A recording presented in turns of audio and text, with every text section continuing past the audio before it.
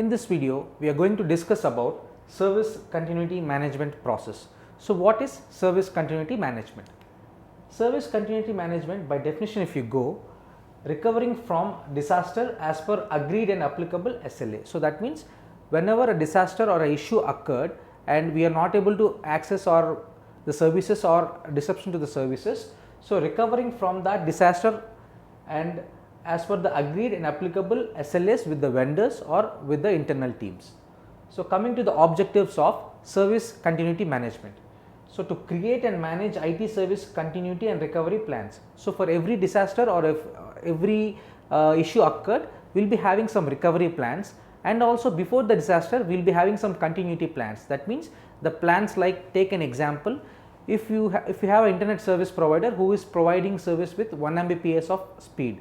So he has promised you that only downtime would be only 1 hour. So when a switch goes down in that hub, so then the service provider will have to restore the service in 1 hour.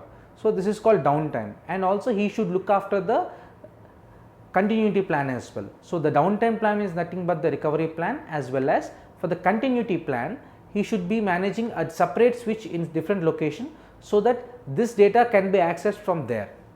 So to reduce potential disaster occurrence. So potential disaster occurrence, that means whenever a disaster is occurred and the entire clients are being in trouble, then this helps in reducing that, as well as it will have a continuity plan improvement to negotiate and manage necessary contracts with third parties. So by this it will be helpful for the team or for the service continuity manager. So here to negotiate with the contracts as well as with the third parties. Balance SLAs and cost factors while planning for service continuity. So here he balances the SLAs and cost factors while planning for service continuity. So about the key concepts in service continuity management, we will be looking after that in the next video.